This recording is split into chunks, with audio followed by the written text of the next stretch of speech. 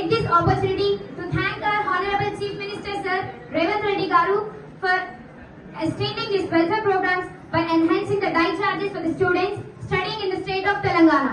We are also thankful for our beloved CM Sir for sanctioning our own buildings to the students under welfare societies under Young India integrated in residential schools and colleges.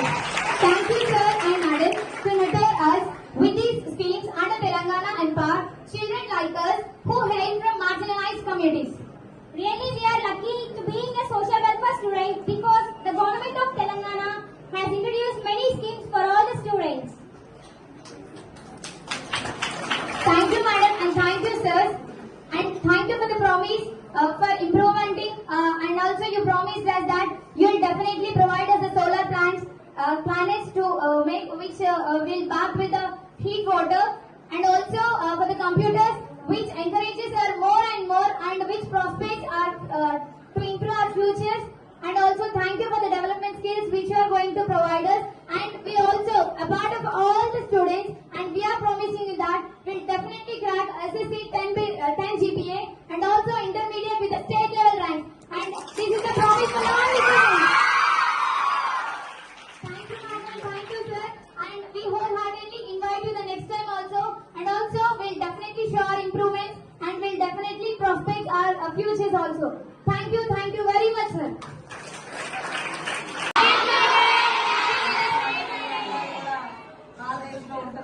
కానీ చాలా మంది ఉన్నారు. సంతోషం.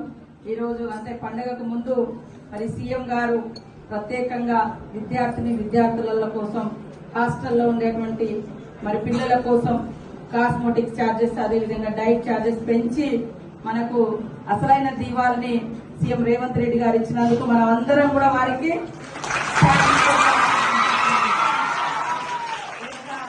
మీ అందరితో ఒకసారి కలివిడిగా ఉంటూ కొత్తగా హాస్టల్లోకి వచ్చారు కాబట్టి వచ్చి మీ సమస్యలు తెలుసుకొని మీకు ఎట్లాంటి ఇబ్బందులు ఉన్నాయి ఇంకా ఏం చేస్తే బాగుంటుందనే ఉద్దేశంతో నేను మన బలరాం నాయక్ గారికి మాజీ కేంద్ర మంత్రి ఇప్పుడు ఎంపీ గారు అదేవిధంగా కలెక్టర్ గారు మరియు గ్రంథాలయ చైర్మన్ గారు జిల్లా అధ్యక్షుడు అశోక్ గారు మిగతా సోదరులు స్టాఫ్ అదేవిధంగా ప్రిన్సిపాల్ గారు మీ అందరి కోసం ఇక్కడ పనిచేస్తున్నటువంటి స్టాఫ్ అందరికి స్టూడెంట్స్ కు అందరికి హృదయపూర్వక శుభాకాంక్షలను తెలియజేస్తా ఉన్నాను. ముఖ్యంగా డైట్ ఛార్జీలు కానీ కాస్మెటిక్స్ ఓదార్చి కలిసి రావడం జరిగింది. అట్లా ఇక్కడ ఉండేటువంటి వాళ్ళందరూ కూడా ఇవాళ చిన్న చిన్న ఎమోషన్స్ కి ఫీల్ అయి ఏదైనా చేసుకున్నారు అనుకో పాపం వాళ్ళు ఏదో చదువుకొని వచ్చి ఉద్యోగాలు చేద్దామంటే వాళ్ళ ఉద్యోగాలు కూడా ఊడిపోయే ప్రమాదం ఉంటుంది. కాబట్టి మీకు కూడా అది మీకు ఏ ప్రాబ్లం ఉన్నా టీచర్లకు చెప్పండి లేదా మాలాంటి వాళ్ళకి చెప్పండి లేదా ఇంకా మీ తల్లిదండ్రులకు చెప్పండి.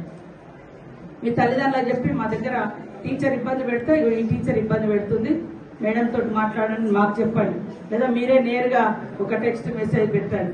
మీకు ఫోన్లు ఉండే కాబట్టి ఇంటికి పోయినప్పుడు ఒకవేళ ఇంటి వాళ్ళతో చెప్పేయండి. కానీ ఎవరు కూడా ప్రాణాల మీదకి తెచ్చుకోకూడదు అని, ఎందుకంటే మీకు ఎంతో ఫ్యూచర్ ఉంటుంది. ఎంతో మందికి మీరు కూడా విద్యాబుద్ధులు నేర్పించాల్సిన వృత్తి అయితే టీచర్స్ అయితే అవకాశం ఉంటుంది. వేరే ఏదైనా ఒక డ్యూటీలు మీ తల్లిదండ్రులు మీ మీద ఎన్నో ఆశలు పెట్టుకొని చదివిస్తా ఉన్నారు కాబట్టి మరి చదువుకోవాల్సిన అవసరం ఉందని తెలియజేస్తా ఉన్నాను. అదేవిధంగా విద్యార్థులకు టీచర్స్ కూడా మీ కన్న బిడ్డలను ఎట్లయితే చూసుకుంటారో ఈ రోజు మీరు ఈ వృత్తిలో ఉన్నారు కాబట్టే ఇవాళ మీ పిల్లలు కూడా హ్యాపీగా ఉండగలుగుతారు. ఎందుకంటే జీతాలు వస్తేనే మనం కష్టపడి చదివేందుకు మన కుటుంబం బాగుండాలి, మనం బాగుండాలి. మరి మనం బాగుండాలి అనుకున్నప్పుడు మనం చేసే డ్యూటీ కరెక్ట్ గా నిర్వహించాలి.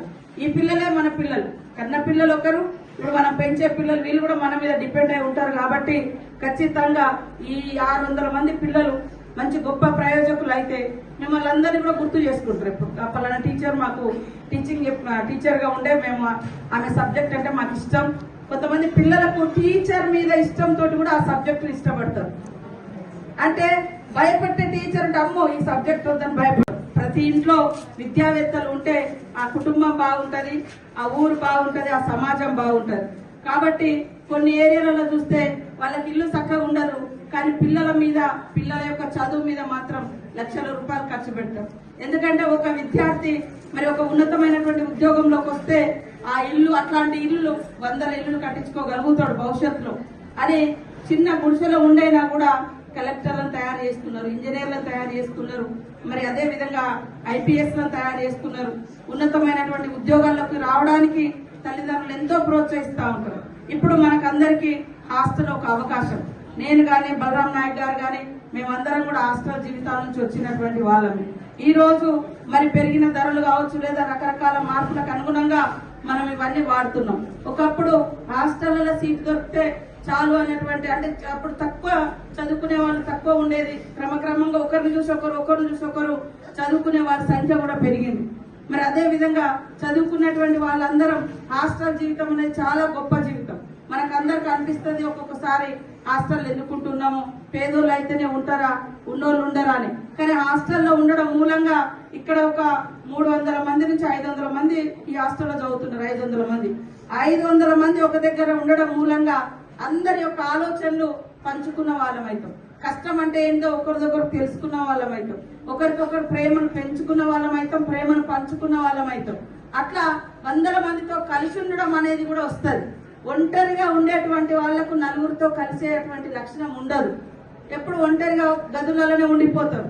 ఒంటరిగా ఉంటే పుస్తక నాలెడ్జ్ ఉంటుంది కావచ్చు, కానీ కనీసం ఎదుటి వాళ్ళని ఎట్లా రెస్పెక్ట్ చేయాలి, ఎట్లా ప్రేమగా ఉండాలి, వాళ్ళు ఏడుస్తే తోడిస్తే, వాళ్ళు బాధలో ఉంటే ఎట్లా ఓదార్చాలి, ఇది ఒక సామాజిక బాధ్యత. కానీ మరి అమ్మాయిలు అబ్బాయిలకు ఇట్లా ఏర్పాటు చేసి 125 కోట్లు లేదా 150 కోట్లు అది ఎంతైనా కానీ అని చెప్పి మరి ఇంటర్నేషనల్ స్టాండర్డ్స్ తో హాస్టల్స్, అక్కడే హాస్టల్ అక్కడే స్కూల్, ఈ రకంగా కూడా కట్టేయడం జరుగుతుంది. మన దగ్గర మరి ఇటు జంగాలపల్లి దగ్గర మొన్న దసరా రోజు మేము అందరం కూడా ఓపెనింగ్ చేయడం జరిగింది. అంటే శంకుస్థాపన చేయడం జరిగింది. రాబోయే కాలంలో తొందరలోనే ఆ బిల్డింగ్ మనం ఏర్పాటు చేసుకొని పెద్ద ఎత్తున, ఎందుకంటే అద్దె భవనాలలో చాలా కష్టపడుతున్నారు. సొంత భవనాలు లేక ఇప్పుడు మీరు కూడా మొన్నటి దాకా అక్కడ ఉంటే ఆ ఓనర్కి ఎప్పుడు ఇష్టం ఉంటుందో ఎప్పుడు తాళం వేస్తారో తెలియదు. అదే ప్రాబ్లం ఉంది. ఇప్పుడు ఈ రాహుల్ కూడా నేను చెప్పినా అట్లాంటి తాళం వేయద్దు. ఈ పిల్లల కోసం నేను కలెక్టర్ గారు మరి ప్రత్యేకంగా ఎప్పటికప్పుడు మాట్లాడుకొని అక్కడ ఇబ్బంది పడుతున్నారు. ఇది కొంచెం ఫ్రీగా విశాలంగా ఉంది, ఈ బిల్డింగ్ లోకి మనం తీసుకురావడం జరిగింది. కాబట్టి పిల్లల కోసం ఇది ఒక త్యాగం అనుకొని యువకుడు రాహుల్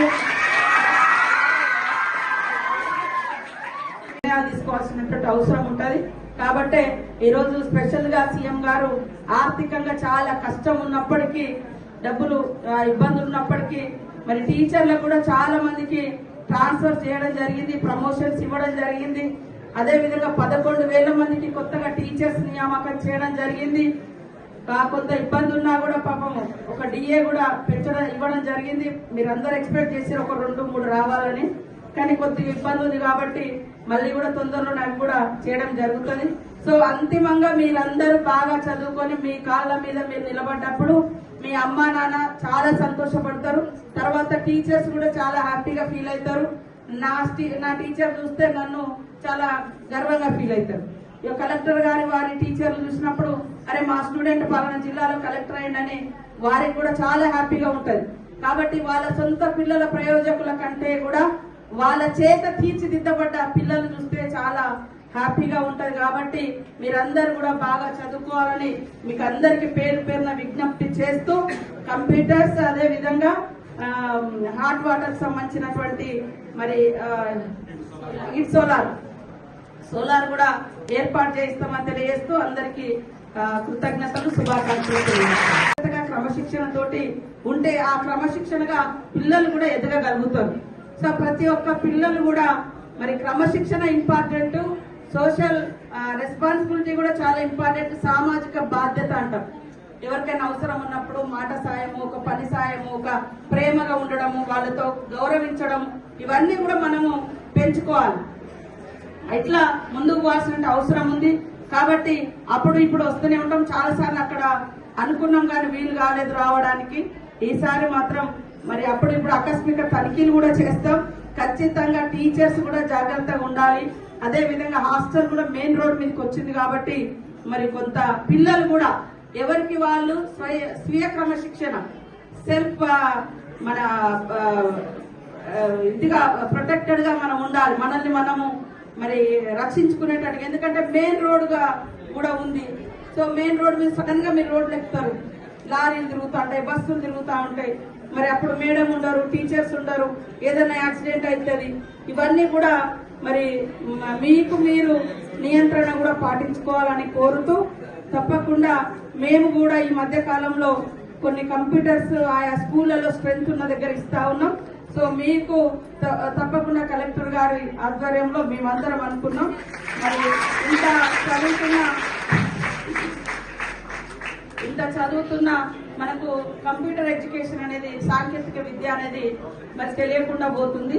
కాబట్టి ఒక ల్యాబ్ లాగా తయారు చేసి ఒక కంప్యూటర్ హాల్ ని ఏర్పాటు చేసుకొని అందులో కూడా మరి మిగతా ప్రపంచంతో పోటీ పడే విధంగా మనకు కూడా సాంకేతిక నాలెడ్జ్ ఉండేటట్టుగా ఆ కంప్యూటర్స్ కూడా మీకు అందించడం జరుగుతుందని తెలియజేస్తా ఉన్నాం. అన్న కూడా ఇందాక అన్నాడు, అక్క నీళ్లు అంటే మేము చిన్నగా ఉన్నప్పుడు చలికి వనుకుంటూ చల్లటి నీళ్లు తయారు చేస్తే నేను కూడా 3 హాస్టల్లో చదువుకున్నాం. కాబట్టి మరి అంటే రోజులు మారుతా ఉన్నాయి, అవసరాలు.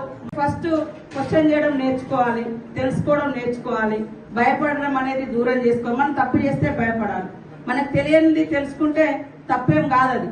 కాబట్టి ఈ రోజు టీచర్స్ అందరూ కూడా ఉద్యోగాలలో ఉన్నారు అంటే ఇంత కాంపిటీషన్ యుగంలో మరి ఇంత కాంపిటీషన్ ఉన్నప్పుడు వాళ్ళు ఎంతో కష్టపడి చదువుకొని ఈ స్థాయికి రావడం జరిగింది.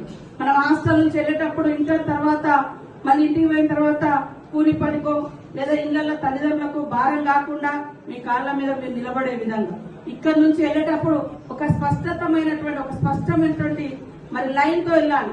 ఇంటర్ తర్వాత నెక్స్ట్ ఏ కోర్సులోకి వెళ్ళాలి, 10th తర్వాత ఏ కోర్సులోకి వెళ్ళాలి, అప్పుడు ఏ కోర్సుకు డిమాండ్ ఉంది అనేది కూడా సోషల్ నాలెడ్జ్ ద్వారా, కరెంట్ అఫైర్స్ ద్వారా మీరు తెలుసుకోగలుగుతారు.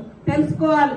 తెలియకుంటే 10th మనం ఎగ్జామ్స్ అయిపోయే దశలో టీచర్స్ అడగాలి, ఇప్పుడు ఉండేటువంటి మరి చదువులో ఏ కోర్సుకి ఎక్కువ డిమాండ్ ఉంది, ఇంటర్లోకి మేము ఏ సబ్జెక్టులోకి వెళ్ళాలి అనేది కూడా మీరు ముందే తెలుసుకుంటే మీకు ఇబ్బంది ఉండదు.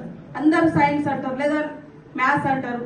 ఇంకా కూడా మరి టెక్నికల్ గా ఎలాంటి వృత్తి విద్యా కోర్సులు ఉంటాయి, అవి తొందరగా మరి అంటే మనం గవర్నమెంట్ జాబ్స్ లేకున్నా మనం ఆ వృత్తిలోకి వెళ్ళినా కూడా మనం ఉపాధి వెతుక్కోగలుగుతాం.